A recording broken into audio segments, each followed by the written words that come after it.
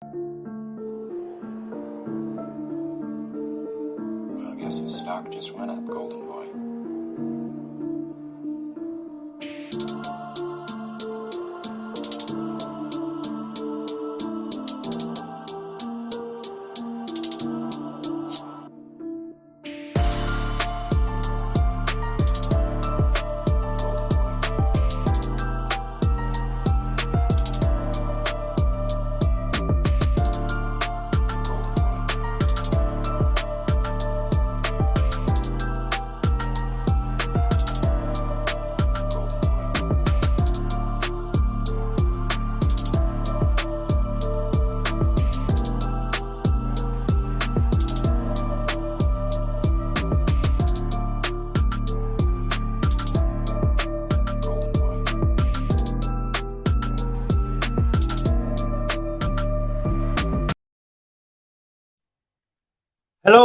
Hello. Welcome back to another video, another match reaction, another live stream, another show.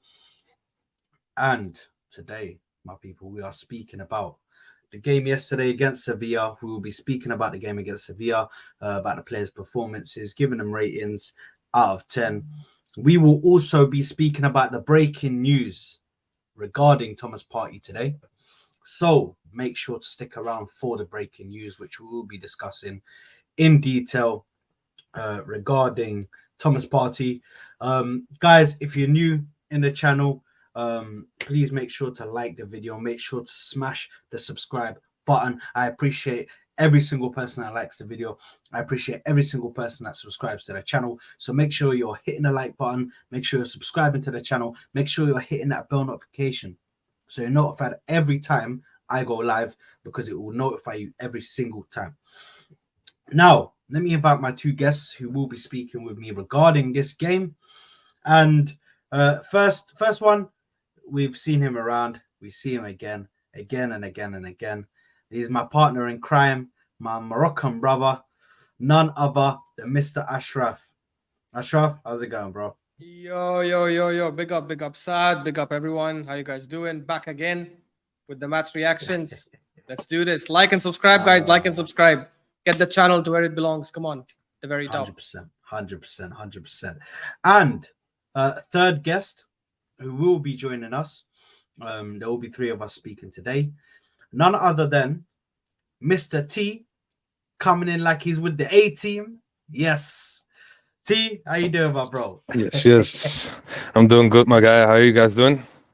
All good, man. All good. I can't complain. Okay, big up the chat. Like and subscribe. Never forget, it's a mandatory thing to like and subscribe. 100%. And you know what? I'm gonna go to Ashraf first, just to get his thoughts. What are your thoughts on yesterday's game? Because pretty dominant performance, good performance from the boys. But what are your thoughts on it, bro?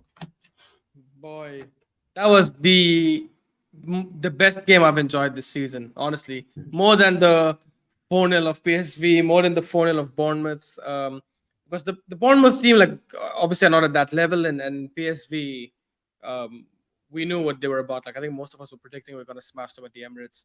I know Sevilla have not been great this season, but they do have quality players who could hurt you, especially on European nights. And man, that first half was electric. It's such a shame that we only got out with one goal in the first half. We didn't create any like clear cut chances, except for like one or two maybe. But I think the way we were moving the ball so quickly, the energy from the fans, the way Saka and Martinelli were taking on their fullbacks, everything we've been crying for like over the last few games, like, it just happened. Like, I saw that lineup first, and I was like, I don't give a shit what's there in the midfield. I just hope Trossard starts up front. And the moment I saw the front three of Trossard, Saka, and Martinelli, which I've been screaming for, I was like, yo, we're going to win this game for sure. Because like that front three links up so damn well. The way Trossard was just dropping, letting like Saka and Martinelli make those runs, and he was linking up with them well. And then midfield, you know, like obviously we all knew that he's going to start that midfield because we knew Odegaard is out and Partey is always in the hospital and stuff. I knew he's going to start with Jorginho, Rice, and Havertz. And I'll tell you, man, Jorginho and Havertz, especially Jorginho, I'd say maybe Havertz was okay, but like Jorginho, like really did well. Outperformed my expectations. I'm not gonna lie, that midfield was just so damn dominant. Bro, they had their first shot on target in like what, the 97th minute or so. So like you could tell how good we were. It was electric, man. It was so damn good. So damn good. Like everything we wanted our wingers to do, they did that game. Martinelli, this game, I know he didn't score, but it's one of the best games I've ever seen him like play. Like it's mad. No, I read the stat. No fullback got dribbled past more than the fullback of Sevilla, the one who was Marco Martinelli. I don't even know what his name is. Like it's so damn good. Yes, I think it's Juanlu. Juanlu, I think it is. Juanlu, yes, correct, Juanlu. correct. Juanlu. Yeah. Yeah. Listen, I couldn't agree more with that. I couldn't agree more. T, I know you spoke to me during my halftime talk. What your thoughts, bro, on this game as a whole? Well, I'm happy. I'm happy with the performance. I'm happy with our wingers in particular, because people were talking about their form, and they look like their old self this game, and I was really happy with that. But it's like I told you at halftime. It's because of Trossard. It's because of the tactical number 9 that we lacked when we played Eddie Nketiah. And this game proved why a technical number 9 could be really important for our wingers. And I want to big up a few people, especially Jorginho and Arteta. I don't know if you want to talk about it right now, but I can tell it right now if you want. We'll get into, because we're going to get into Jorginho, because I think I need to speak about Jorginho as well, because obviously being his biggest hater, you know, it definitely needs to come up in the discussion quickly. But listen, I think from my point of view, it was a good game. There's still small things that I need to critique, small things that I think we can do better.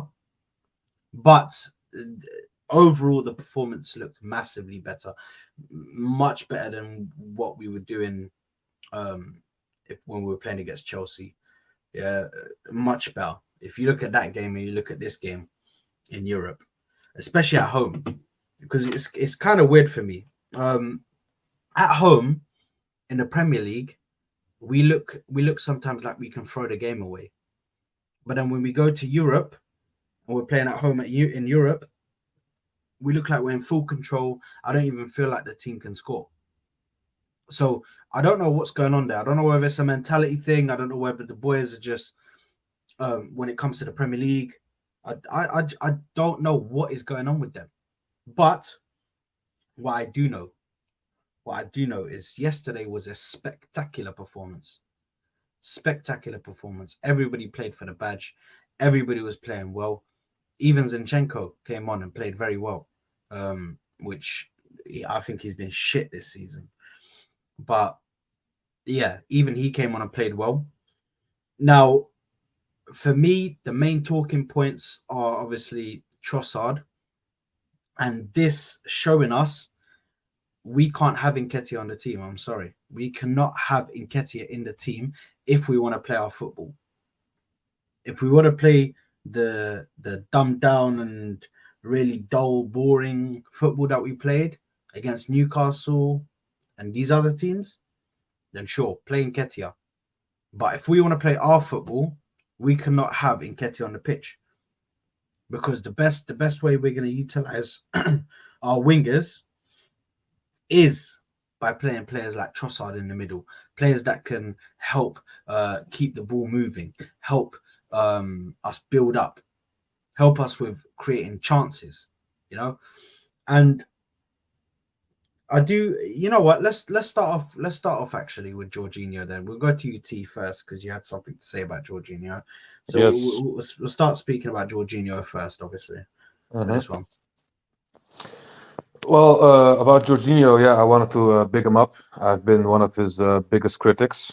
Even though I'm not the most known person on this platform, I still made my point really.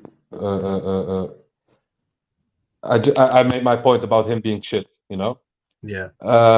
But yesterday he did something that a lot of people didn't talked about, and I wanted to big him up for that.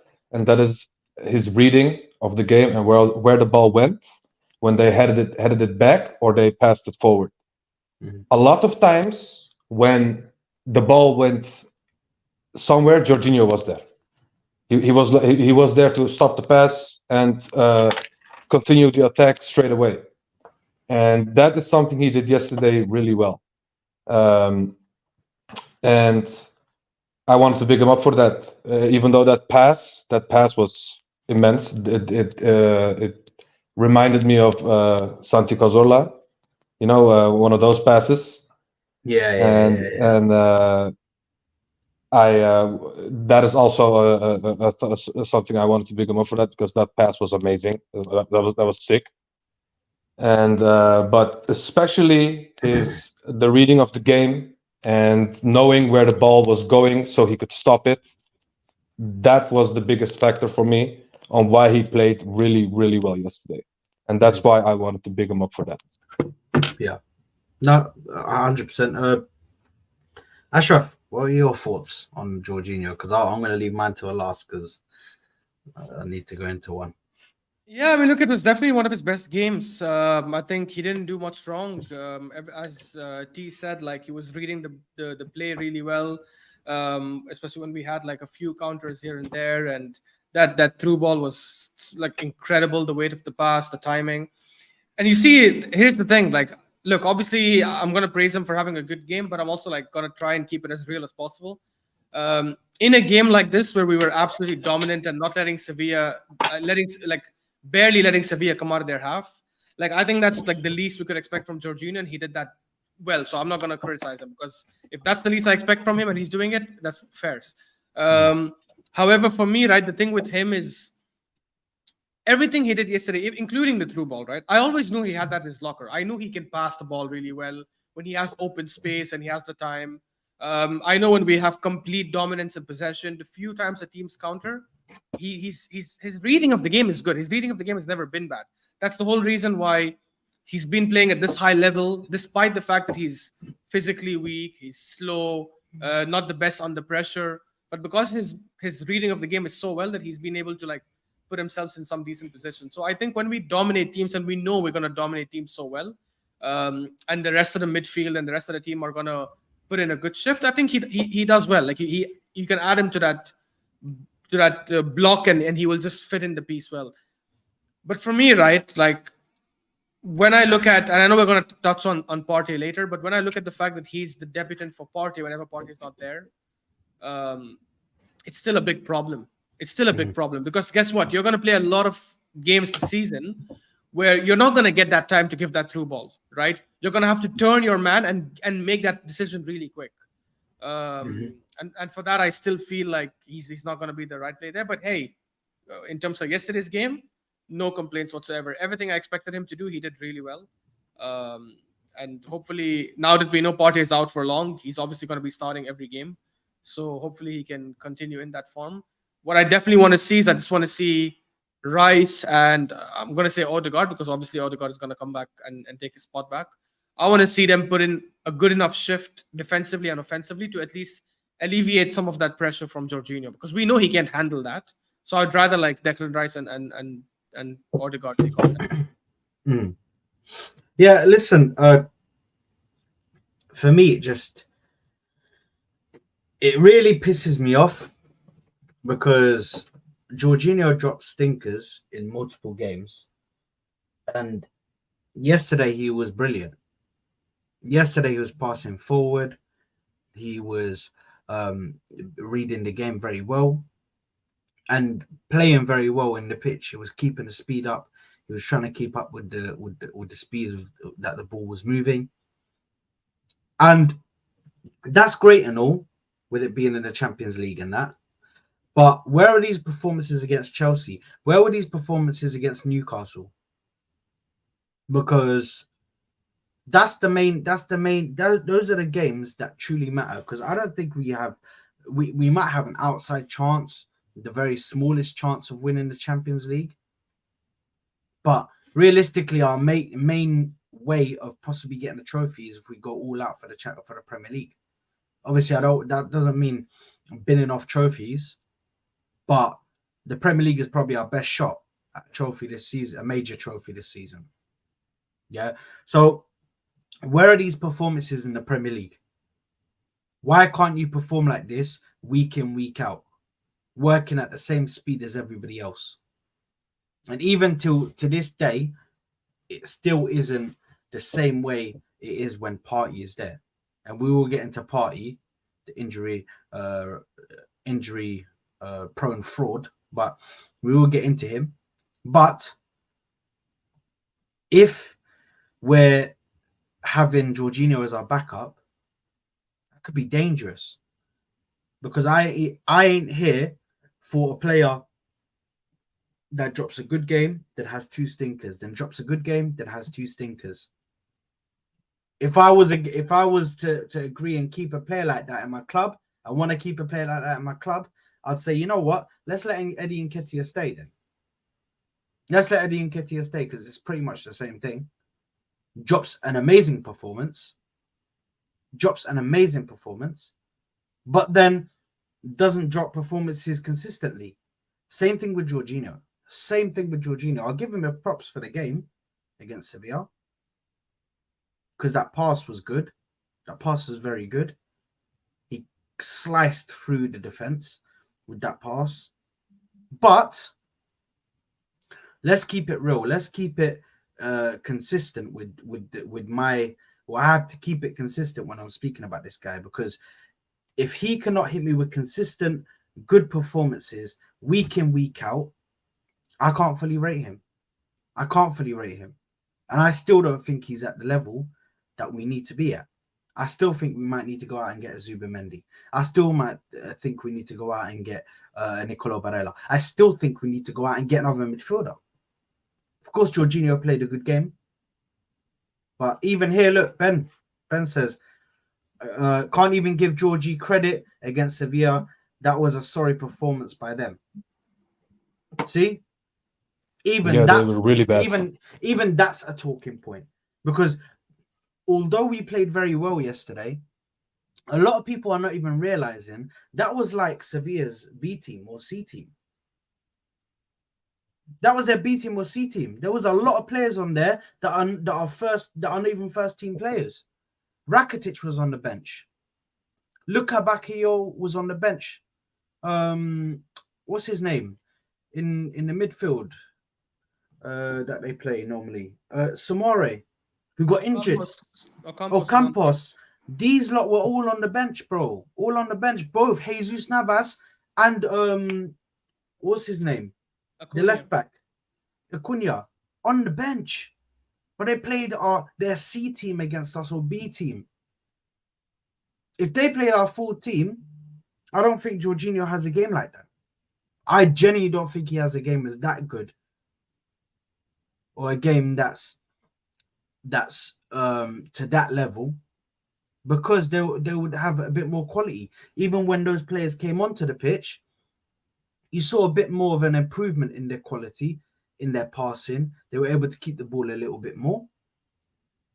So, yeah, I'll give him props for what he done, but at the same time, I need to see consistency from Jorginho. I need to see Jorginho do it day in, day out, week in, week out.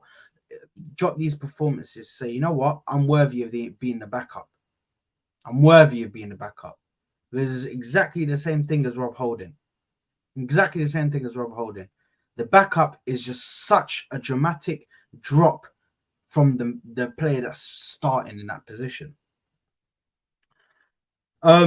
Next point, which I want to discuss, because I said this, but I want to discuss it with you guys as well, is Ben White for me. Because Ben White just not overlapping enough. He's not overlapping. In my point of view, I feel like Ben White just wasn't working the overlap that much, giving Saka another option. I said this to T yesterday. That is so important. That overlap, to give Saka that option to pass out, or to give Kai Havertz an option to pass somewhere, even though Kai Havertz lacks the brain cells to probably even make that pass.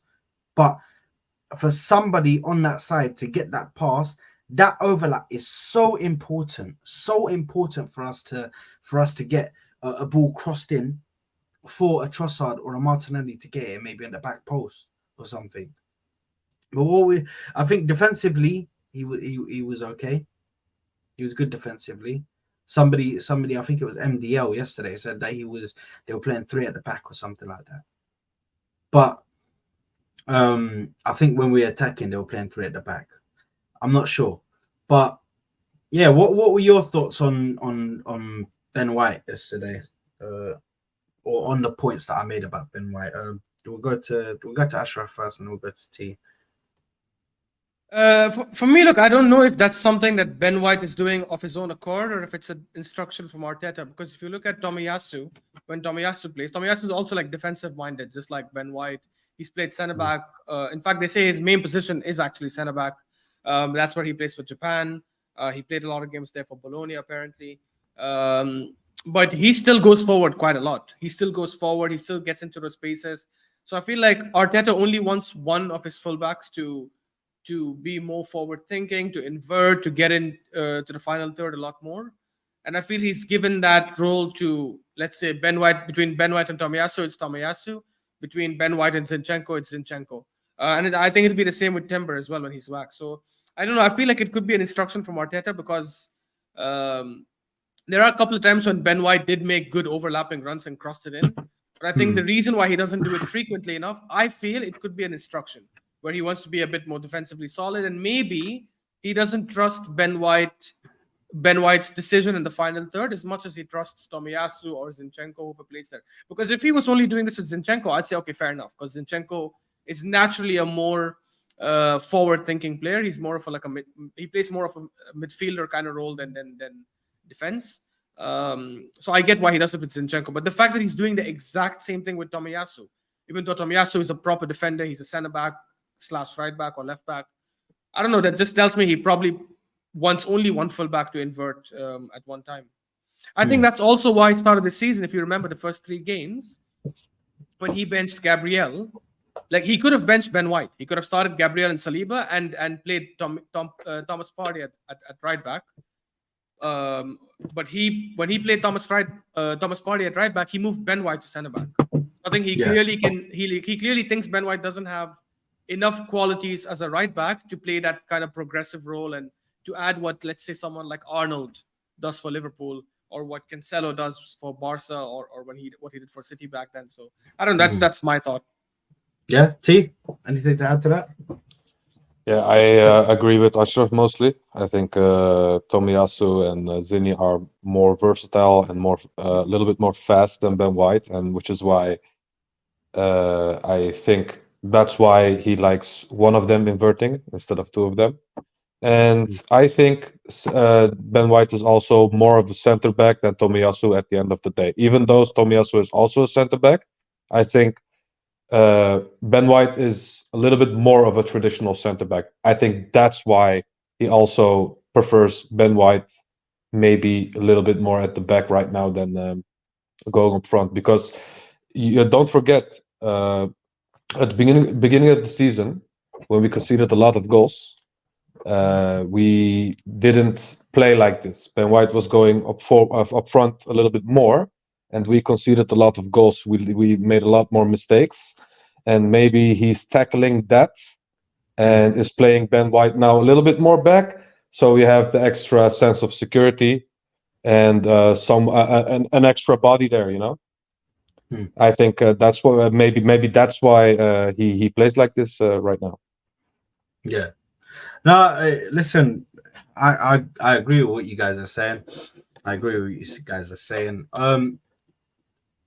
Moving on to David Raya. I just want to speak about him because yet again, listen, first half he didn't really have much to do. But second half, they started attacking towards our goal, and he started moving shaky. And that's a problem for me. Massive problem. Because it shows even with the smallest amount of pressure, this guy starts moving a bit off like he's never played in a high pressure game before. This is not good. This is the guy that Arteta has brought in as his main option. His main option. And he's dropping some weird performances, man. Some weird performances. I feel like he's coming out for the ball way too early. Yet again, off of his line, bro. Just stay in your line sometimes. You don't have to be off your line every single time. There's no need for it, you know. But what were you guys' thoughts on David Raya? Because I'll be honest. I'm just trying to get all the bad stuff out of the way. There's stuff that I want to critique before we get into the good stuff. Look, for me, I mean, I thought he was okay at this game. I mean, I know he had that one time when he was under pressure and he played it out to the right and it went out for a throw, which again, like, just is kind of weird because the one thing they praise about him is his long passes, and he's just been so in my opinion, so average when it comes to his long passes. Because for me, a goalkeeper who apparently is good at his long passes should be getting like 90% of them coming in accurately, even under pressure. Like, when I think of goalkeepers like Onana, like Alisson, like Ederson, even when they're under pressure and they're giving those long balls to the fullbacks, right or left, like, you can see them ping them really well, and they wait for the right moment. They don't get phased by the press. I don't feel the same way about Raya. Obviously, the last few games has given me some sort of PTSD where every time he's being pressed like very quick, I'm always thinking like, yo, he's gonna give it away. And look, you know my thoughts on this side. I don't think Ramsdale deserved to lose his spot, right? Especially not to a keeper like Raya. As I said, I'm more than happy for any player to come in and bench one of our starters if there's a clear superiority. I even told you this example. I love Martinelli so much, but if we get someone like, I'm just giving hypotheticals, say we get someone like Mbappe, I'll happily drop Martinelli to the bench. Hell, I'll happily sell him if there's no choice but to play Mbappe there. Obviously, we can't afford Mbappe, but let's assume that money was not an object, was not an issue. So that's what I'm saying. Like with Ramsdale, I don't have any sort of affinity to a player at Arsenal more than the club, obviously. So if Raya was that superior, I would say 100%. I don't think he's been. I think he's getting his. I'm not going to say because of nationality or anything. I don't think that's the reason. I think Arteta just probably likes some sort of aspect about Raya, and he's letting that aspect, whatever it is, blind him on every other factor, right? And he's using that as the main reason to start Raya no matter what happens. Because I feel like the long passes and the way Raya passes from the back is very similar to Ramsdale's. I literally don't see a difference in my opinion. And even the goalkeeping, I think it's pretty similar. Yeah. Just a quick question before we go to T. Super Spurs said, FPL question, who do you guys think will play up top, Nketiah or Trossard? Bro, I don't even know, bro. You know, I don't even know with Nketiah nowadays. No, with Arteta nowadays, I don't even know. Trossard could have a good game like this, and all of a sudden, bang, you're dropped, bro. Yeah, he gets dropped really easily. That's true, but I think. Go ahead, yeah. T. Oh no, I would say personally, if he drops him after yesterday, that would be the third time that he would drop him after a sick game, and I would be sick. I would be livid about that personally. So yeah. No, I agree. I agree, but I don't think he'll drop him only because, obviously, if Nketiah played yesterday, even if he had a stinker, I would say maybe he would start Nketiah again anyways. But I think because he's seen Trossard play well and obviously connect well with Saka and Martinelli, I feel like he himself is under pressure right now because of the defeat to Newcastle last game, and obviously 3 draws in the Premier League this season. 2 of which shouldn't have happened. They were at home and we should have won. I feel because he's under that pressure, he's going to try and do the safest thing. And I think the safest thing for him right now is to keep that front 3 the same way it is for the next game as well, especially given that it worked so well against a team like Sevilla. So I feel like he's not going to want to take that risk. My question is more on the Odegaard situation, not even Nketiah, because once Odegaard is back, is he going to put him back immediately, or is he going to say, hey, you know what? Kai Havertz was okay against Newcastle, and he was above average against Sevilla, so maybe I should give him another game in that 10 role. So I feel like he might do that just to ease in Odegaard slowly, but I don't think he would do that with Eddie, in my opinion.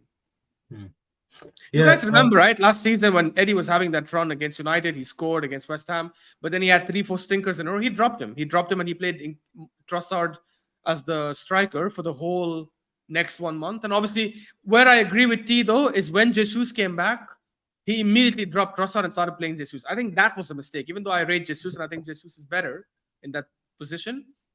But Jesus should never have walked in back in his position like that easily, right? He should have had to fight for it a bit more, especially against the player who was player of the month for March. And just suddenly like that drop on the bench. I think that was mad. Yeah.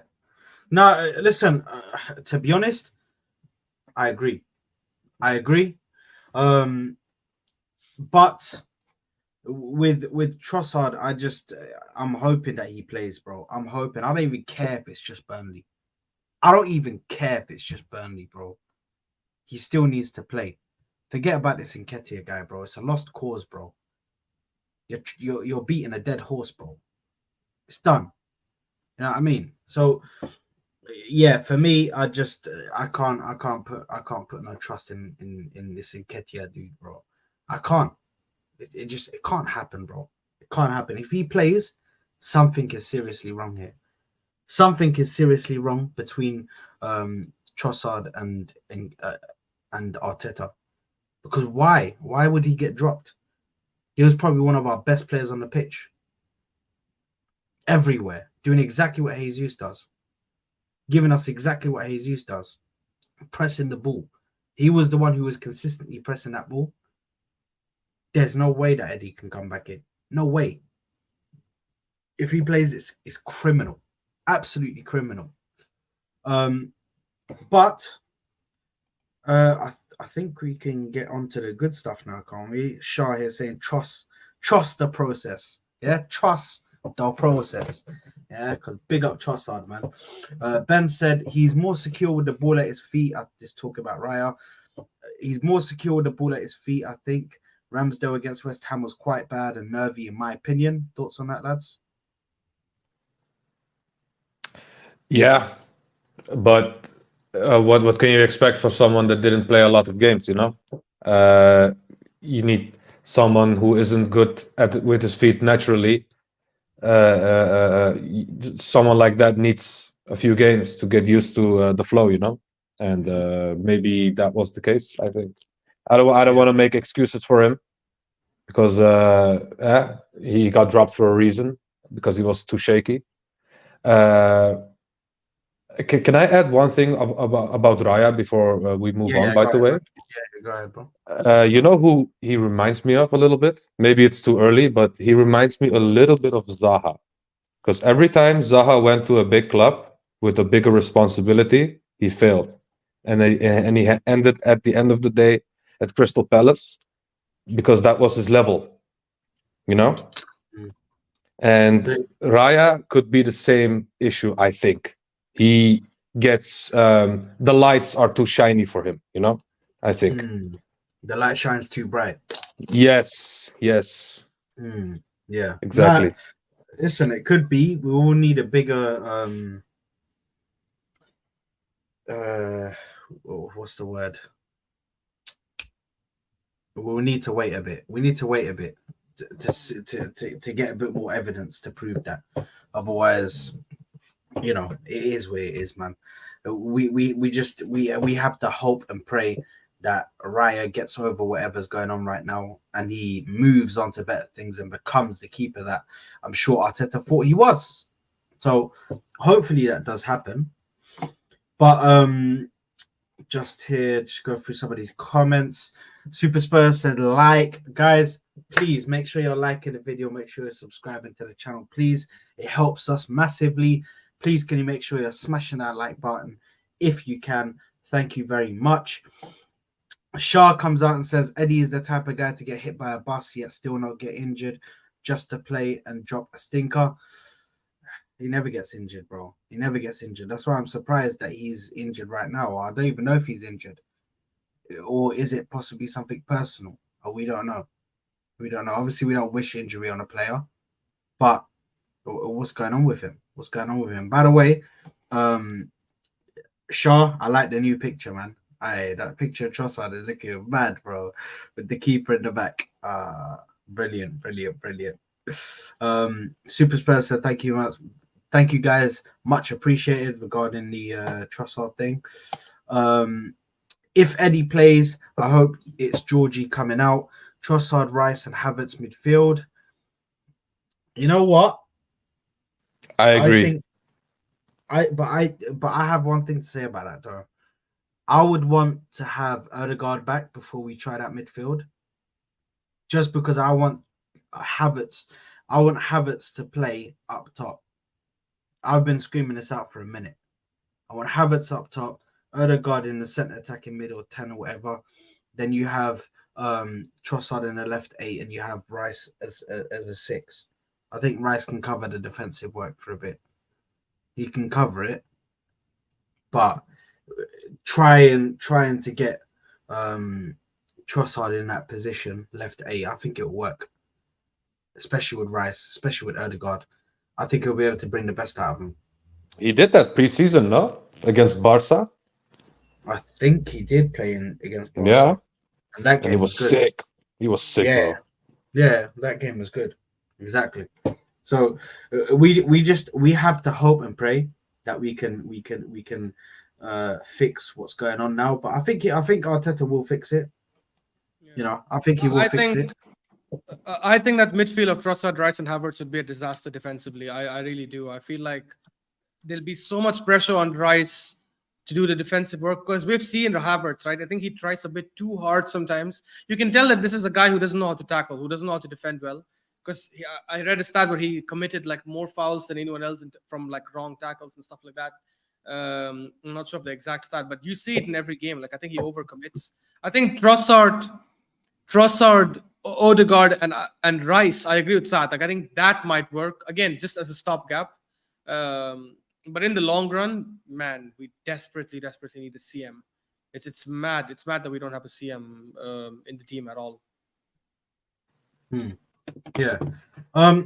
Yeah. No. Listen, I think defensively, I think defensively we're okay because you're gonna have Tomiyasu coming into the midfield, and if need be, Tomiyasu can play that double pivot with Rice.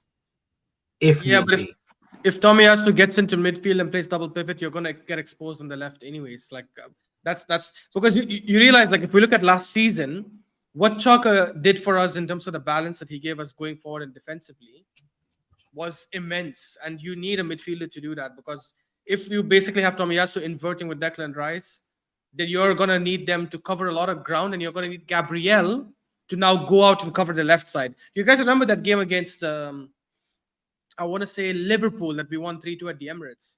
I think it was Zinchenko on the left back and Gabriel center back. And the guy who nullified Salah wasn't Zinchenko, it was Gabriel. Because whenever Zinchenko's out of position and Gabriel got into those duels, like he was able to clean it up. But I just feel it'll be adding a lot of pressure on Gabriel and Saliba, in my opinion. But yeah. Listen, I disagree. I think it would work, and I think we can handle it. Even Gabriel handling that left side for the time being. But you know, this is what it is. The game is the game, and we're always going to be disagreeing on stuff anyway. But just quickly get through these comments here. So Ben said fair regarding the comment about, I believe it was about the Raya comment. So he said fair to that. Zaha, I think this is to you, T. He said Zaha is doing well at Galatasaray, to be fair. He is. He is. He was a bargain for my Turkish club, so I'm happy with that. But we cannot compare the Turkish league with the big dogs. I'm sorry. But do you think, obviously, because what I think Shah is saying, and I slightly agree with Shah, just because he's doing it in the Champions League. Like we're not just taking what he's doing in the league. He's doing it in the Champions League as well. So he's still True. he's playing. He's also playing and upped his level to be able to play in the Champions League. Let's face it, they're coming up against Bayern Munich. You know? But So they lost twice against Bayern Munich and one against Manchester United. The 3 points came from Manchester United. And let's be real, even though they won against them in Old Trafford, Man United is nothing at this moment. They are nothing. I swear. Even if Galatasaray can beat them at their home with Icardi missing a penalty, I'm sorry, bro. You're not a big club anymore at the moment. yeah. Yeah. You know, I listen, I still think that he's putting up decent performances in the Champions League. So it's gonna take some time for him. He's still till now still getting used to playing with the team. It's his first season, isn't it? True. First And it's his fair- first time as well, eh? Yeah. Exactly.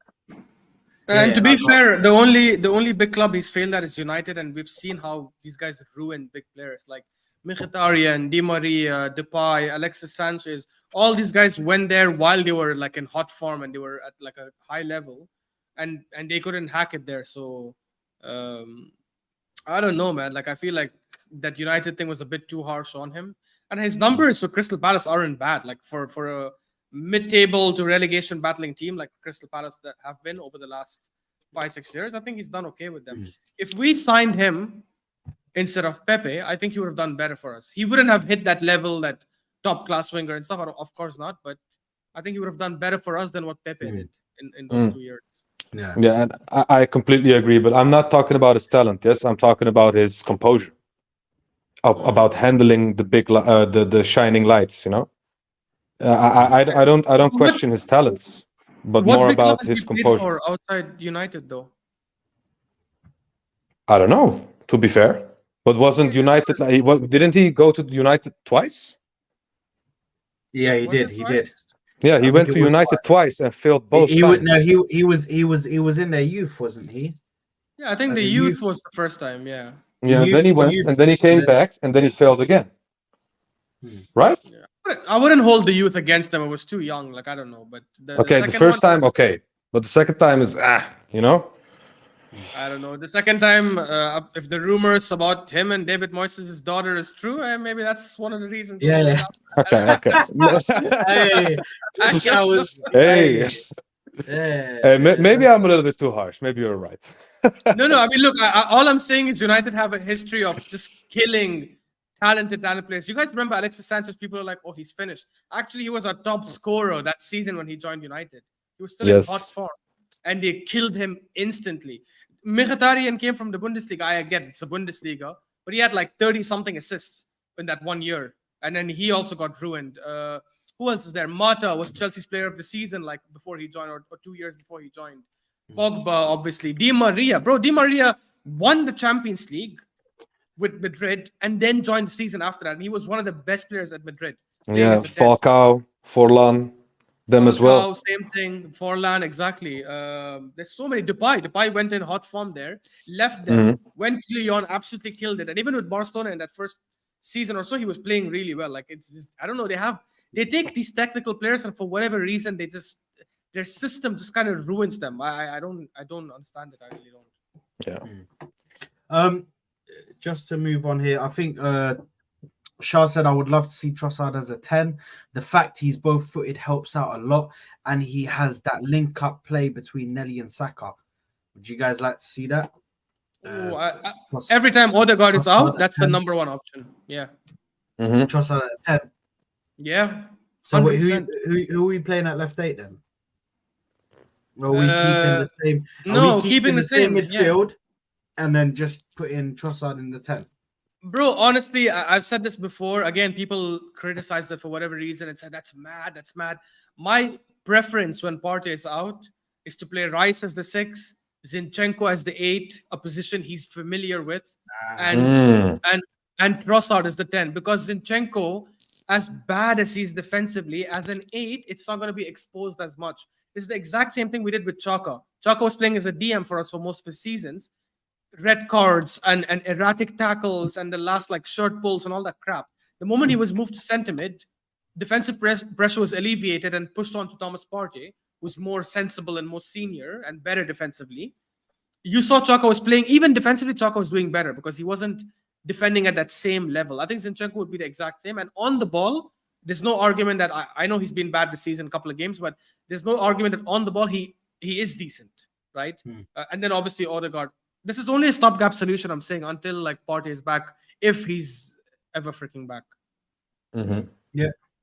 And then just quickly to, obviously this is my boy Yannick. Big up Yannick, bro. Big up. Big up, bro. And then Shah just says, scenes when Arsenal win the league at Old Trafford with an Ivan Toney header. Bro, I don't know about the Ivan Toney thing. We will speak about that later when we cover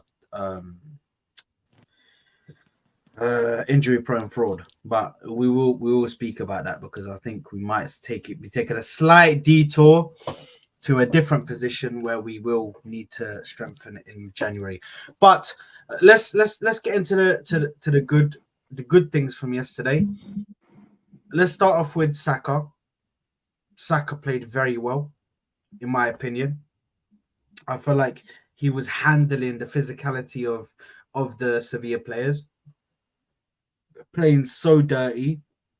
They were kicking him every single time, and also he did go down injured. Now, from what we've been told, he is okay. It was just he decided to come off. It was his decision to come off because he said that he was tired of getting kicked around on the pitch, which I'm in full agreement of. I don't think it should stand. There's no way that you should be getting kicked. But Mikel Arteta did actually say in his press conference, or come out and say in his press conference, that players should be expecting to be kicked. When you play like that against the players, that you expect them to get that reaction out of them, which I don't really agree with. Because let's face it, yeah, you're playing in a game, yeah, and they've set out the rules where you can't be getting kicked over and over again. Kike Salas and Fernando, and even what's his name, Goodell, all three of them kicked Saka at least twice. Goodell had 3 times. Yeah. Goodell kicked him twice and dragged him down to the floor once. How does that work? Where are the cards? The referee, absolute shit refereeing yesterday. Absolutely shit. Because they just let him get torn apart out there. Absolutely torn apart. And then all of a sudden in the second half, the referee decides to just start giving out like 5 red cards out of nowhere. Like, you have to start asking questions. What's going on with the officiating? He won the United game yesterday, officiating. Like, this is Europe, bro. These are European referees. I expect them to be doing much better than the English referees. But yeah, what were your thoughts? We'll go to T first on his thoughts, and then we'll go to you, Ashraf, bro. Just on Saka yesterday, bro. Saka was immense, man. First of all, big up our star boy. That's the guy right there, our vice captain, with the karate chop, you know.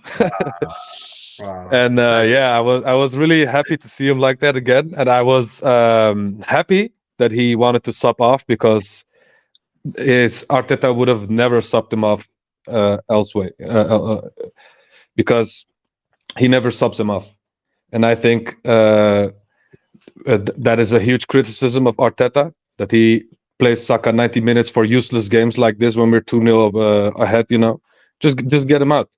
Play Eddie. You know, you want to play him so much. Play him now. Why not? You know. And but Eddie was injured yesterday. He wasn't there. Oh, he was injured. Okay, my bad. Yeah. But Saka, yeah, I was really happy to see him like that again. Both our wingers. It was amazing to see.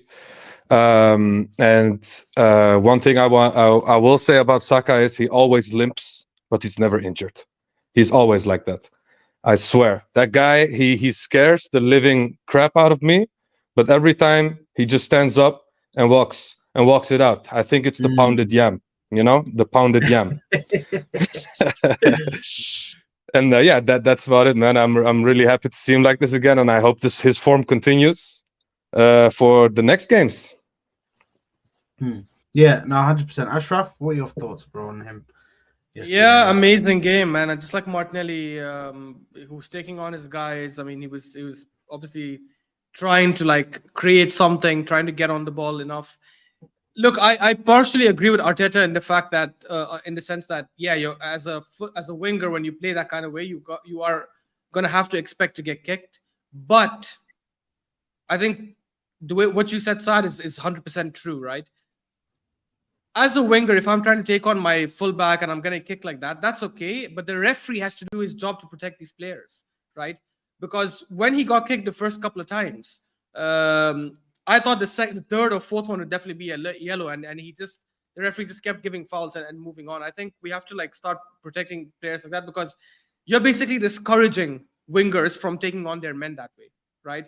Because if I'm Saka and I know I'm going to take on my fullback 3 or 4 or 5 times a game, and he's just going to keep kicking my leg, and I'm going to keep falling down, it's going to discourage the player from trying to take on his fullback a lot more. And that what kind of football does that become? And this is where I feel like the referee should intervene and make sure they're protecting players enough. I do worry for him in the long run, because I do remember Jack Wilshere used to do a lot of these kind of dribbles and try to force it, and used to get kicked a lot, and obviously in the end his body couldn't handle it. Luckily for us, Saka seems to be a lot more durable.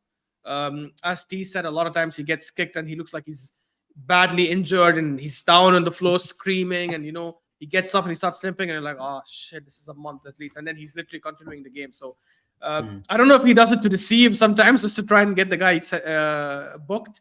But look, he seems to be durable, but I don't know if it'll last for long. He needs to watch out a bit more. I think one of the main reasons why Salah has been able to stay fit, outside what he does obviously off the pitch, like the way he takes care of his body and stuff, but he obviously gets fouled, but I don't think he gets kicked in the same way, because Salah tries to move the ball quickly before he gets into those kind of contacts. So he does have to watch out. But hey, look, amazing game. The guy has, I think, 6 goals and 6 assists, if I'm not wrong, in like 13 games this season, Premier League and Champions League, right? They were telling us, oh, can he do it in the Champions League? He's not proven yet. Well, guess what? It's been like 4 Champions League games, and he's had like already in the Champions League, I think 2 goals and 3 assists. So basically, he's been contributing in almost every single game. He contributed against Lens, was man of the match against PSV, against Sevilla. He gave the assist for. No, he didn't give an assist against Sevilla. He didn't do much against Sevilla, but that was the only game he had that was off. And obviously, yesterday he was incredible. So Star Boy keeps shining. Stats are amazing. As long as he can keep this GA and also take on his players enough, I think this guy's going to have a world-class season. I really do. Yeah, no, 100%. 100%. And yeah, I think we should move on to Mr. Gabriel Martinelli, who yesterday, I'm just going to start this off by saying, listen, I had to ask the question yesterday, is this guy on drugs? Because the way he was moving, the way this guy was moving, I was like, bro, what's happened to this guy? Like, you know what I mean? What happened? Like, overnight, he just, bang, switched.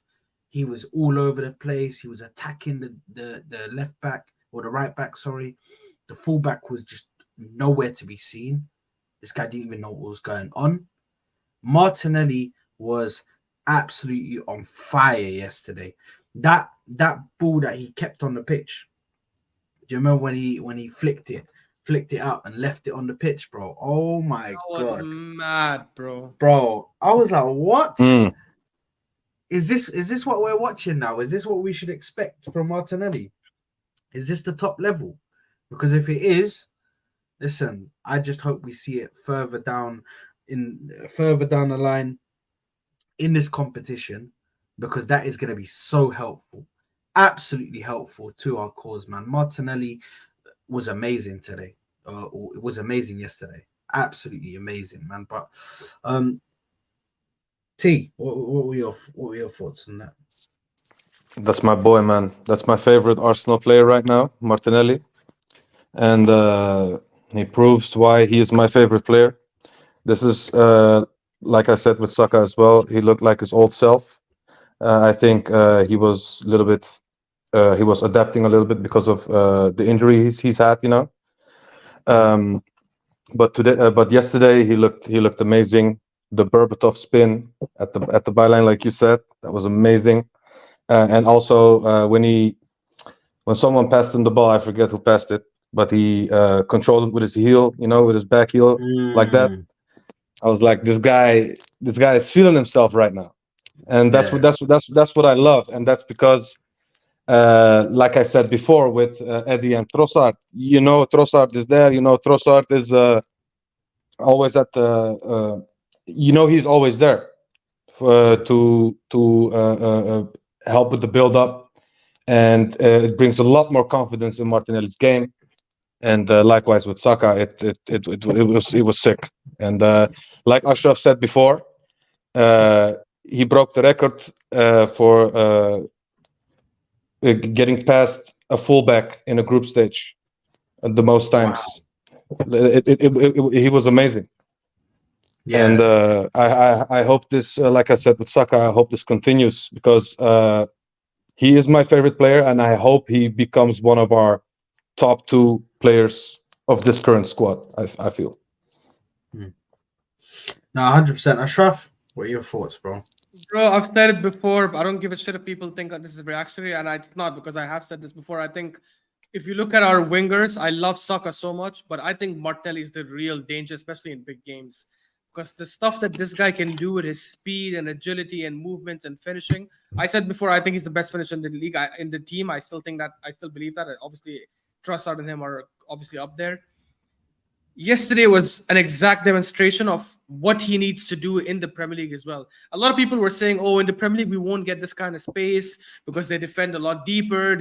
I don't think that's true at all. I think the reason why we were able to, obviously Sevilla were bad. Yes, fair enough. They were atrocious. But I think one of the reasons why we were able to get these spaces as well is because we moved the ball so fast in the middle and in the wings and from side to side, that when the Sevilla defense is moving as a unit, the faster you move the ball, the bigger the chances of you being able to find those spaces to create good through balls and obviously make runs behind. He did everything spectacular yesterday. He was making runs behind the defenders. Every time he had the ball and he was being pressured, the way he shielded it, the way he moved, cut in, and just kept running in. And he knew who he's coming up against. And this is what I want our wingers to do all the time. If you know you're coming up against someone that you're quicker than, right? Take advantage of your pace. Like Doku does this on a regular. People say low block, low block. Well, Doku plays against low blocks, and he still gets the ball in tight spaces and tries to take on his man, because he knows I've got the speed on him. I've got the agility on him. I'm going to keep roasting this guy. Yesterday, Martinelli saw that the first 2 or 3 dribbles, which is the basic dribble where he's running, and the fullback thinks he's going to cut in, but he doesn't cut in. He continues in the outside with pace. He saw the first couple of times it's working. He just kept doing it all night. He's like, guess what? You're too slow to catch me. I'm going to just do this every single time. And every single time he kept going in. He had another moment where he went past him. I think Juan Lu nicked it out for a corner, and the referee didn't even see it. Like, he just had him on the post. The guy had like 9 dribbles. You know, Ashraf, there's so many questions here. I wanted to go to Ben's question because he asked a very good question, but let me just quickly go to Shah's, because this guy is just trying to cause a fight in here, bro. Shah has said this may be controversial, but is Martinelli's ceiling higher than Saka's? I want to get you guys' opinions first. We'll start with T, because he put the eyes, bro. So this guy's clearly got something to say, bro. You know what it is with Saka and Martinelli, I think, and maybe it's a stupid comparison, but I'm gonna make it anyway. It reminds me a little bit. Okay, it doesn't remind me of it, but if I need to compare it with something, I can compare it with Messi and Ronaldo. One has that natural touch and talent, and I think Martinelli has that more than Saka. He has that more. He has a more natural talent than Saka, I feel, and that's why he has the higher ceiling. That doesn't mean Saka isn't good, because he's a beast. He has the physical, which Martinelli doesn't have. He has a little bit more height, and he's like a horse, you know. He's like a beast. But Martinelli does it with a little bit more flair and has a little bit more talent in him, I think. And that's why I feel like I agree with the statement, and I think that Martinelli has a little bit higher ceiling than Saka. Ashraf? Bro, look, I said it before. Like, I rate Saka, obviously, star boy, incredible. I think the level between them is super, super close. As T said, you know, Saka, I think, is physically stronger, more durable. I think he's mentally sharper as well. I think he makes decisions like that a 25, 26-year-old top quality player does. Like, he knows when to play the 1-2, when to make the pass, when to make the run. So I think he's mentally slightly ahead of Martinelli, but I do think Martinelli's ceiling is higher. I just feel like the agility, the pace he has, the ball control, the finishing, it's just mad, bro. Like, I look at some of the performances. Obviously, Saka has had some big performances against top teams, but I think a lot of his top performances is he's been good, but he's had GA mainly, right? If I think of, okay, let me remember Saka's top performances against the top 6 teams, I remember GAs. But when I remember Martinelli's performances against top 6 teams, it's not just GAs that I'm thinking about. I'm thinking about the times he roasted defenders. He roasted Arnold. He roasted Cancelo like 2 years ago when we beat that, when we lost to them 2-1. Roasted United. I remember like at Old Trafford when he went past 2 guys, and he's had moments where he roasts fullbacks. And this That is goal still against Liverpool as well. The goal against Liverpool, both in home and away. Like even at the other game, though, he lost control of the ball, came back to him, and still finished it so well. And the first game, in the first minute itself, what a beautiful finish from the Odegaard through ball. He's had moments where he roasts players. Like he actually roasts fullbacks. He makes incredible runs. When he's on it, he's on it. Like the only thing is, I think Saka is slightly more consistent. Like I think Saka could have a shit game and still somehow pull up a good pass or a good finish or a good shot that'll get him a GA, even though his overall game might have been bad that game. Martinelli, I feel, doesn't have that yet. I feel like Martinelli sometimes could have a poor game and doesn't even add the GA to it. But I agree with Shaw. I think the ceiling for Martinelli for me is higher, bro. I feel like this guy could become one of the best wingers we've ever seen at the club. If he doesn't, if not the best, if he doesn't, if he manages his body and obviously stays with the club for long and obviously wins trophies, because it doesn't matter how well he does. We all know if he doesn't win any Premier League trophy, for example, like with Arsenal, then nobody's going to care about whatever he's done. Because Alexis Sanchez came to us 4 or 5 years and he was, as a winger, a monster. He was an absolute demon, but he didn't win the Premier League, so you can never categorize him in that level. I think for me, I'm gonna stick with Saka, saying Saka has a higher ceiling than Martinelli, just because with Saka, I just feel like when he is attacking, because at the moment, I feel like around him on that right side, there's a lot of missing pieces on that right side, and he's still able to do stuff in games. He's still able to do stuff. I feel like on that left side, much more secure. He has Rice who pushes the ball forward, hence why he's playing better. Yeah, you got Tomiyasu who pushes forward as well. You also have even like yesterday, you have Trossard who comes in and pushes the ball towards that side more as well. So for me, Saka is just it's close, but I'd say Saka has a higher ceiling, just because. Listen, I've seen this guy when we were dumpster juice pull out performances, bro. And I'm not going to say that Martinelli hasn't, because Martinelli was also playing very well. But Saka has just pulled us out of too many problems. And with the penalties, with him, people racially abusing him, and him saying them saying he let his country down, and all of the controversy that comes with that, and missing a penalty on one of the biggest stages in the world, the Euro final, bro. and for him to come out and still come out and take penalties for Arsenal and not even miss them until obviously against West Ham and all of that, where he missed penalties. But to not even miss them, that shows his mentality is so good, bro. So good. Like I have to put mentality ahead of that to say that I think Saka can become or can have a higher ceiling, because I see Saka as he can possibly be a Ballon d'Or player, bro, a Ballon d'Or winner in the future, bro. When he reaches his prime years, I feel like he can be in that level. We're literally looking at one of the, after Salah leaves, I think he's one of the best right wingers, and if not the best right winger in the league. So, bro, there's not a lot of players right now on the right wing who can compete with Saka. When he is at the top of his game, which he normally is, this season it started off a bit slow, but we all know he's carrying an Achilles injury. I don't like to make excuses for players, but he is, bro. And he's been playing consistently, bro. He's the youngest player, bro. He broke the record for the most consecutive games. 86 games. Which was recently, which was previously held by what's his name on Sky Sports and Talk Sports. What's his name? Who, Carragher? No, the Arsenal. Ray Parlour. Not Ray Parlour. Guys in the chat, do you know who I'm talking about? Paul Merson. That's the name. It just left my head.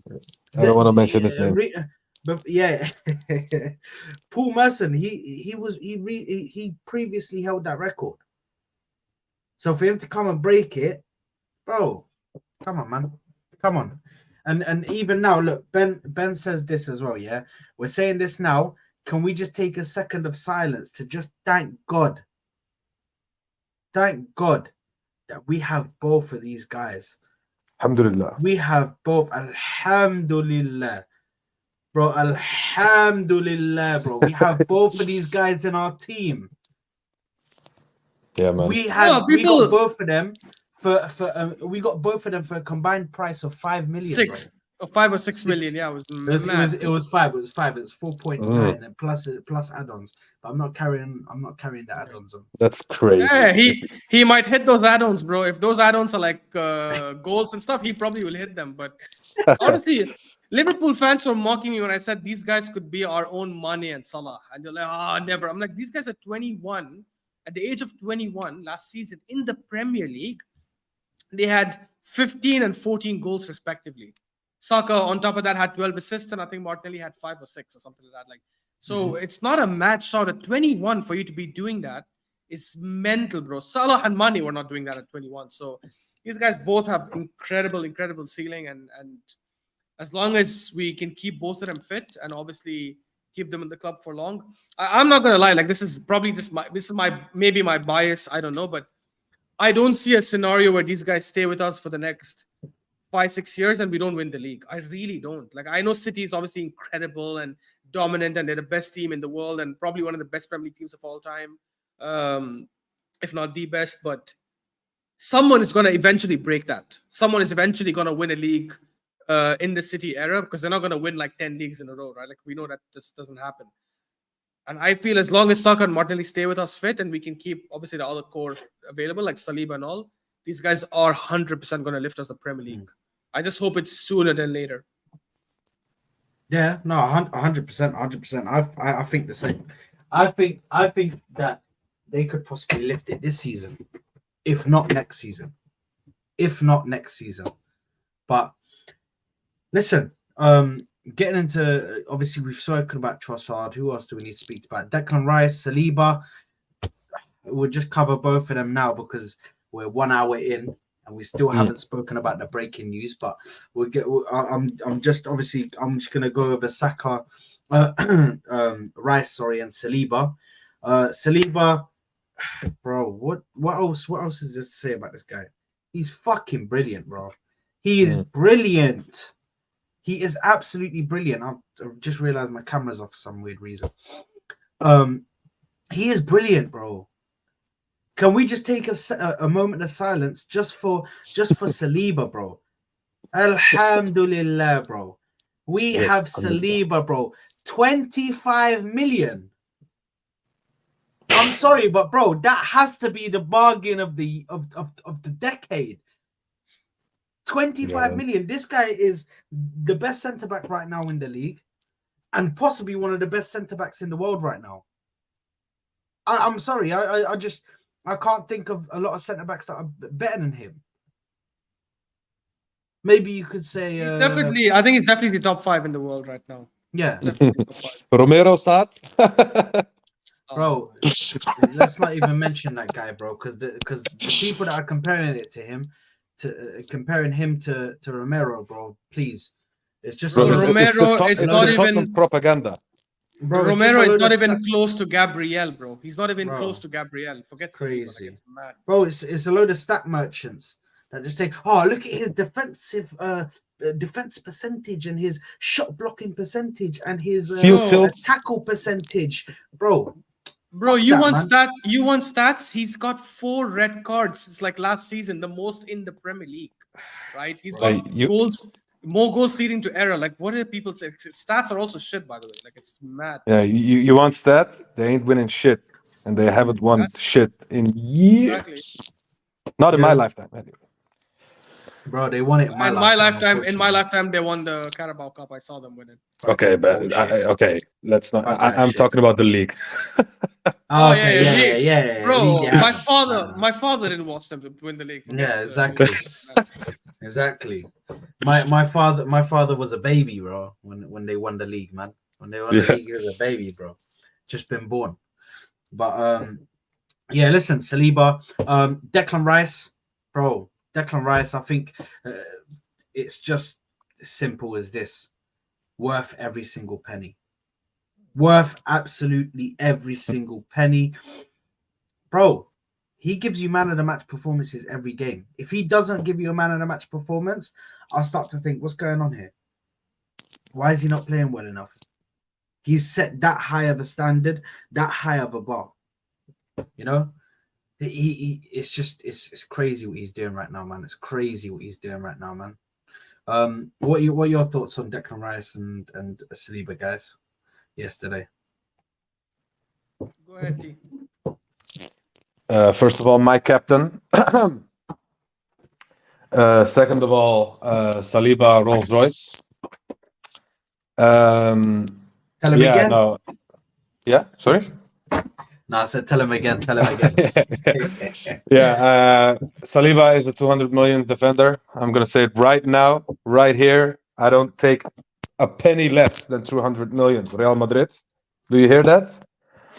But Rice, future captain. He was everywhere. For such a big guy, I'm really, really surprised how versatile he is, and the fact that he swarms you every time you have the ball, and he's always available for a pass everywhere, left, right, it doesn't matter, he's there.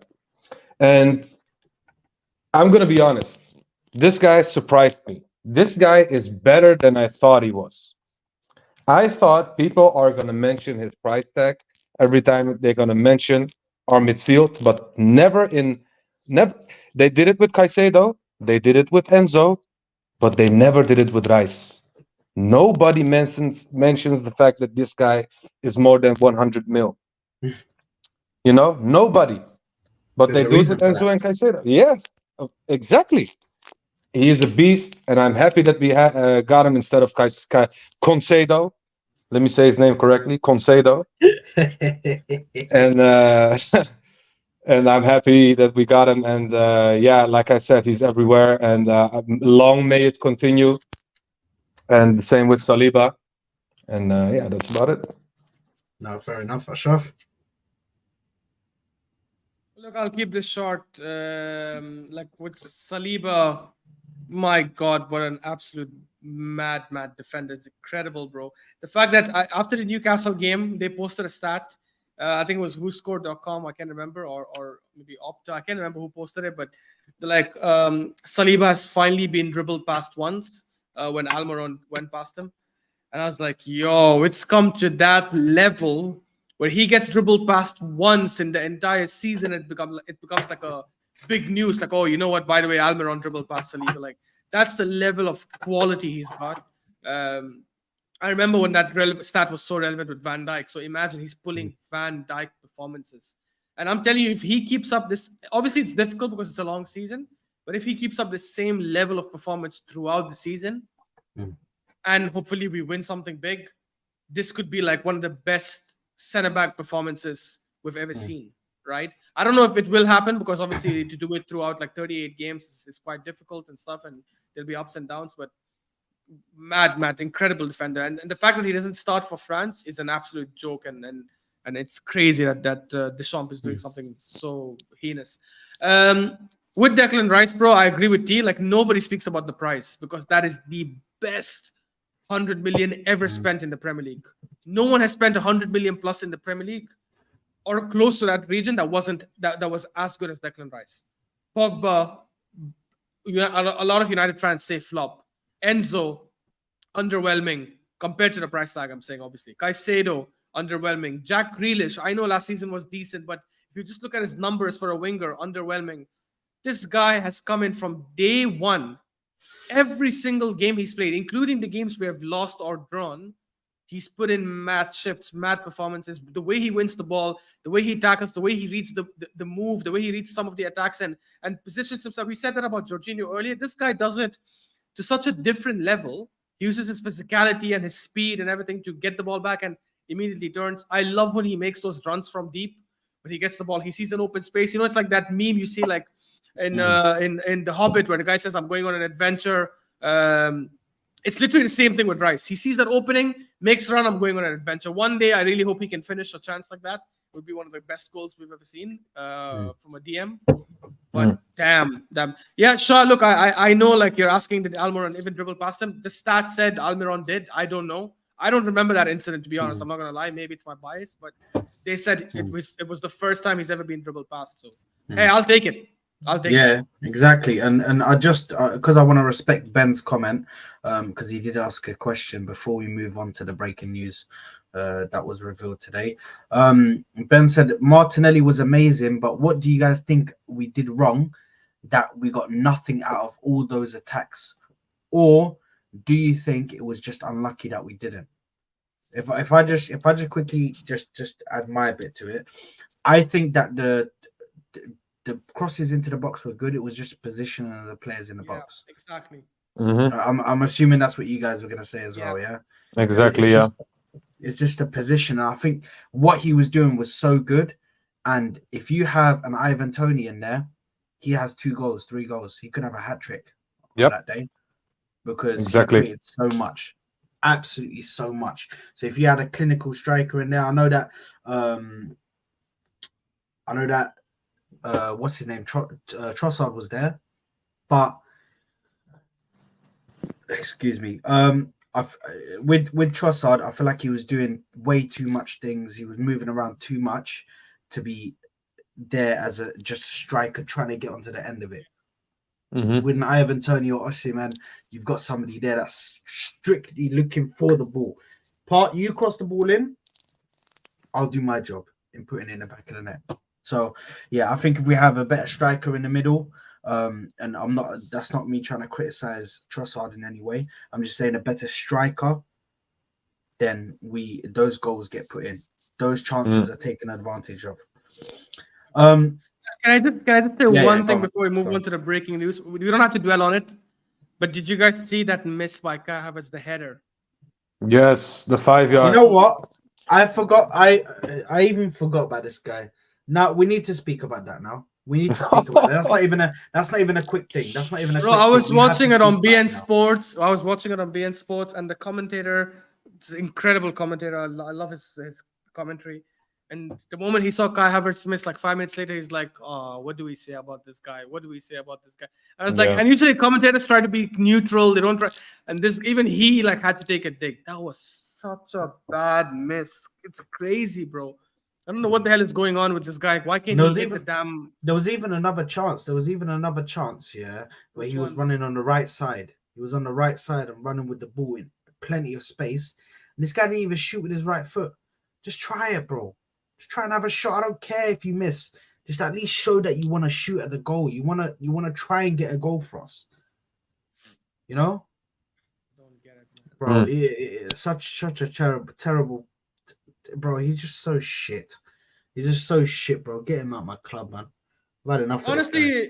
Honestly, up until now, unless he wins the Champions League with a crazy goal or something, so I'll withhold my comment then. But if he continues at this pace, this could be the worst transfer in Premier League history.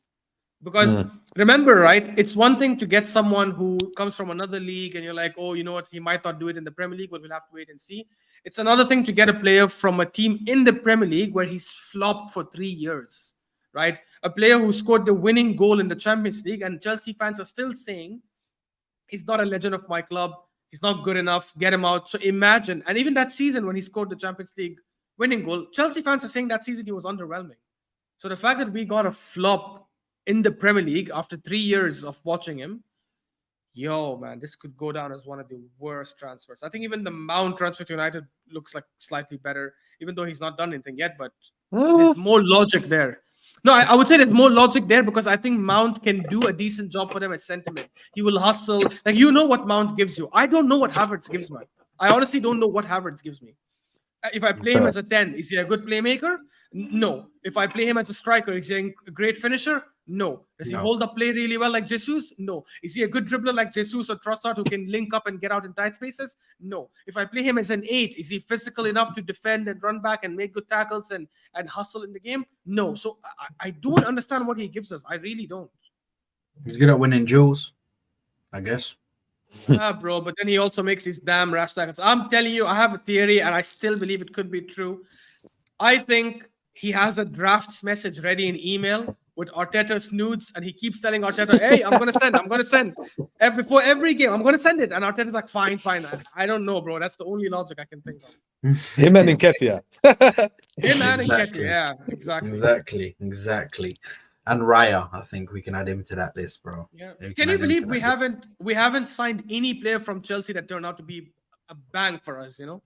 Think about it. Like, literally all of them have been like at best average, I would say. Like Peter Cech, I would say for 3 years was okay. He wasn't like a flop. He wasn't great. He was okay. He wasn't the Peter Cech. He was past. He was old. He was past his prime. He was past his prime. But he had some decent performances here. But everyone else has been so underwhelming from Chelsea. Why we keep shopping from there is a puzzle to me, bro. Whereas the guys they got from us have banged for them. Yep. What about Gallas? Don't even mention his name. The worst number 10 of all time. The worst player to wear a number 10 jersey. It's mad, bro. Oh, disgusting. I forgot about that, by the way, that he wore number 10 because I've black mirrored him, you know? I've like removed him from my mind, and now you reminded me. Yeah, my bad, guys, man. My bad. But yeah, listen, let's move on to the breaking news, man, because I'm pissed off. And guys, let's not even do all of that, please. Let's not even do all of that. Because firstly, guys, make sure to like the video if you haven't already. Make sure to subscribe to the channel if you haven't already.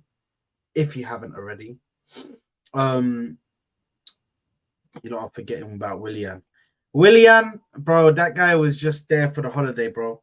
He was just there for the holiday. Simple. Yeah, he came here, got a little paycheck, and then essed out. You know, it is where it is, man. He just wanted to stay in London for a bit. Maybe him and David Luiz, disgusting, bro. They just wanted to stay in London for a bit, bro, and then go back to Brazil.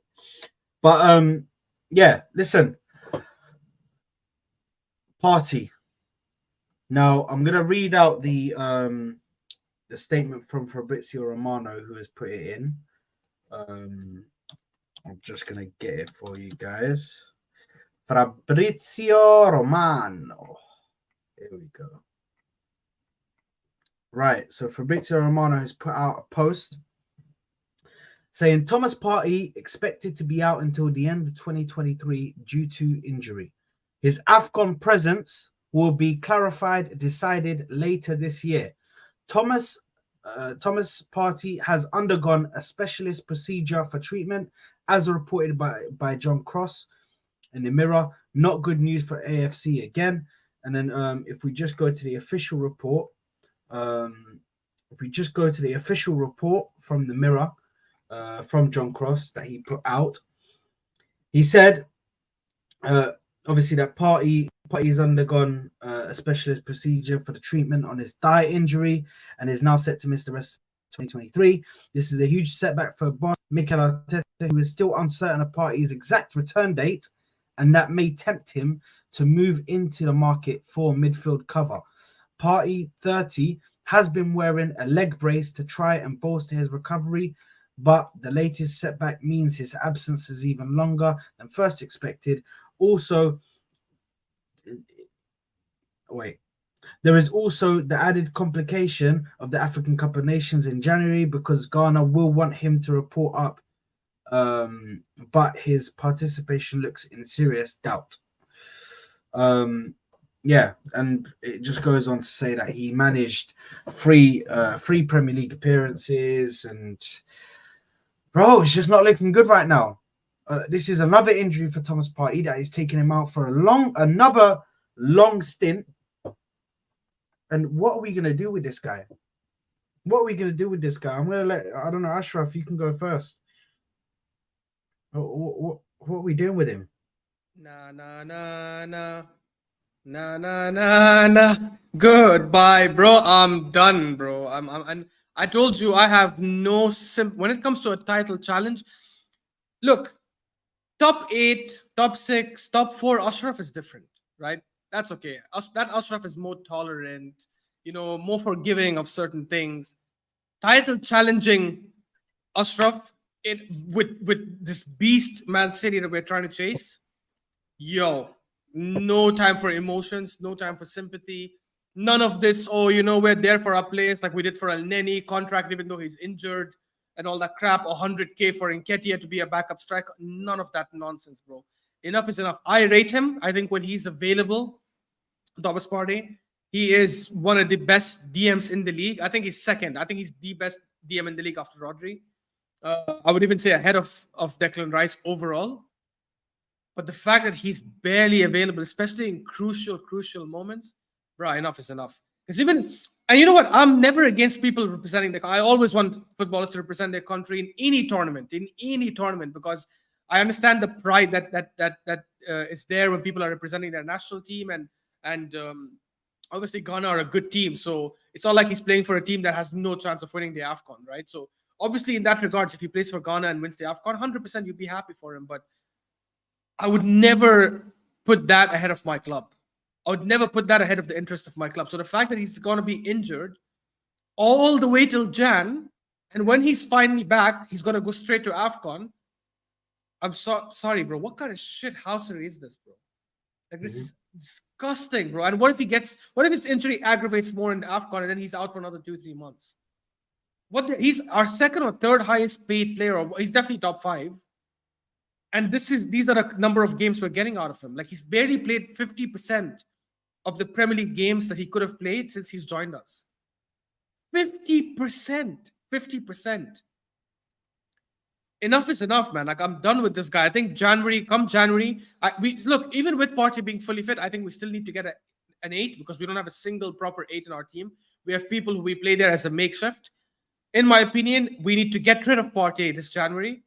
Especially if he has I don't know when the AFCON starts, but if somehow we can sell him No, but do we know what date? Because the window ends end of January. And I want to sell him before he ends the AFCON. So maybe he puts a good group stage performance and we can tell a club, hey, look, they're there. That's a good player. Buy him.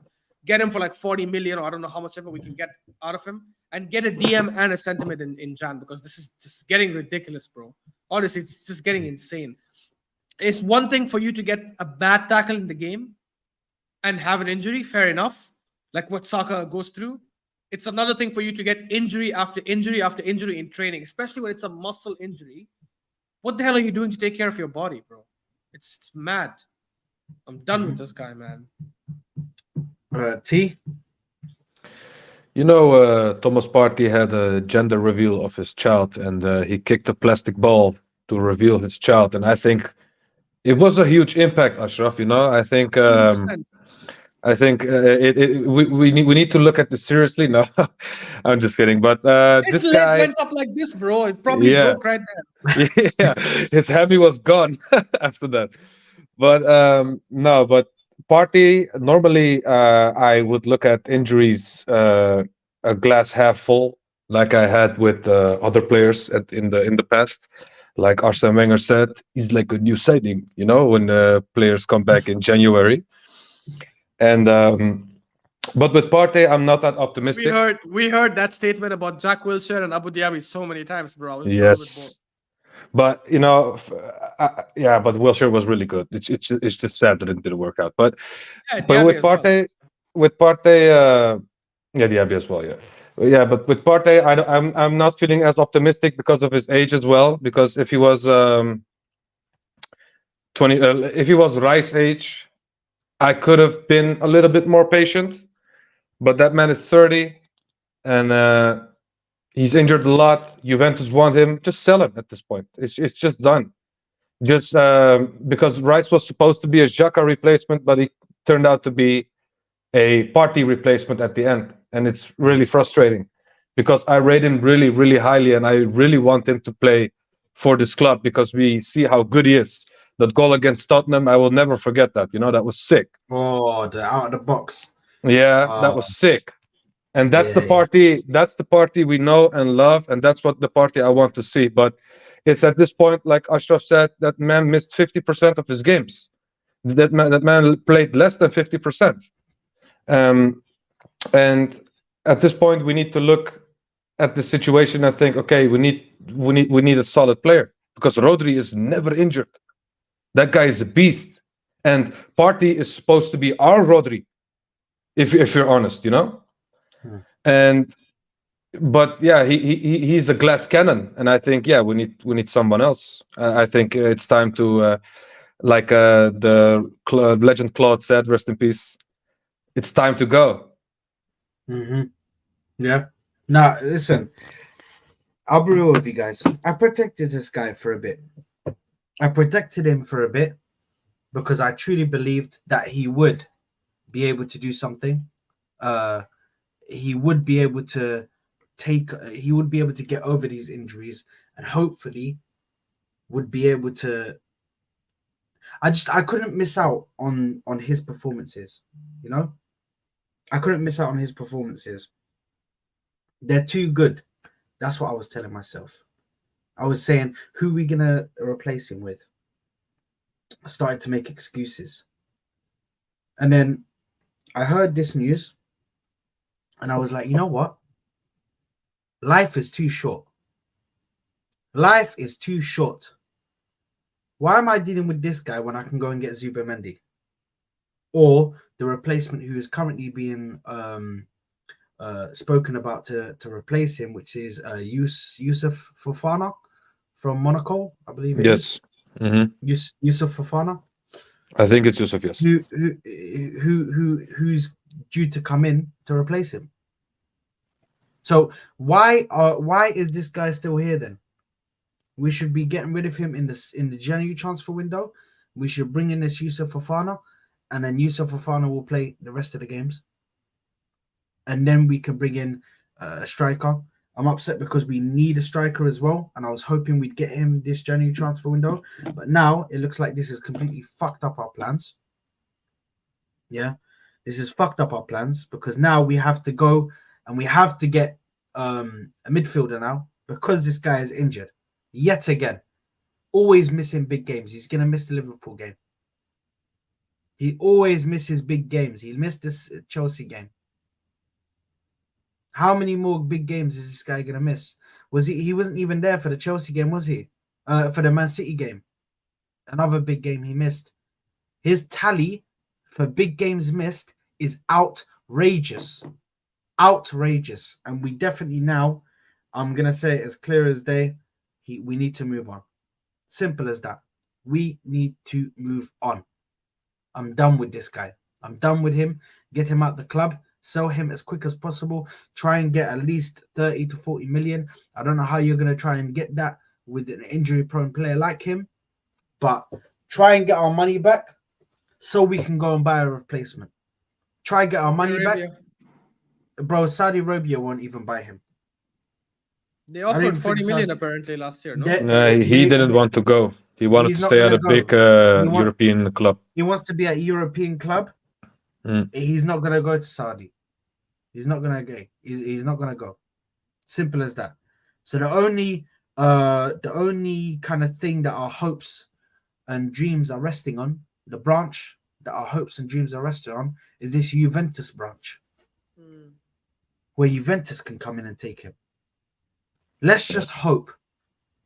Let's just hope and pray that Juventus come out, put a decent money for him on the table, put decent money to us on the table. I'll be honest, we need to take whatever, man. 30 million. I don't care.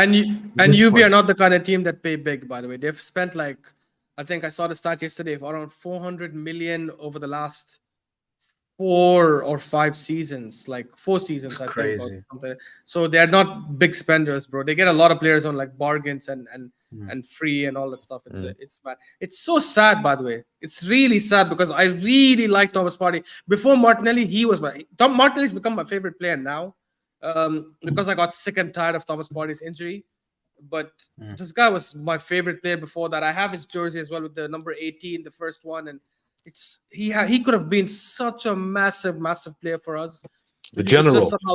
He could have been a general, bro, if he just kept himself fit. Because do you guys remember like that City game from 2 seasons ago when we lost to the Rodri last minute goal and stuff like that? Game he was on a different level. And I remember seeing him that game and I was like, yo, this guy's going up against the best team in the country and bossing that midfield, not making Bernardo Silva, making good runs, building play, like not losing the ball, beating every press. Man City's press is scary. And when someone is beating that press constantly, I was like, man, this is got to be the guy for us. And the fact that he couldn't keep himself fit to cement a legacy with us is so sad, because I don't think he would have any legacy with us. I think if we sell him this January, I know he's won an FA Cup with us, but I'm never going to think of Partey and be like, yeah, legacy. Yeah, he's an Arsenal great. He's never going to be that.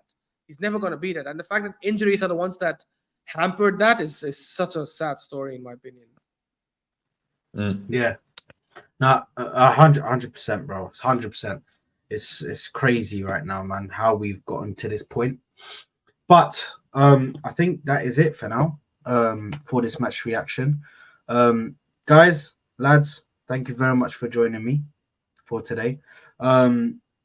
Ashraf's channel will be in the description, so make sure to go and subscribe to him, importantly as well. And also make sure to subscribe to the channel. Make sure you are liking up all of the videos. Make sure you're liking this video as well. And leave, for the people that are watching on the replay, leave your comments for any questions you want answered, and I will try to answer them and get them answered for you. But guys, thank you very much for tuning in with us today. We will see you on the next video. Laters. Bye. Big up, guys.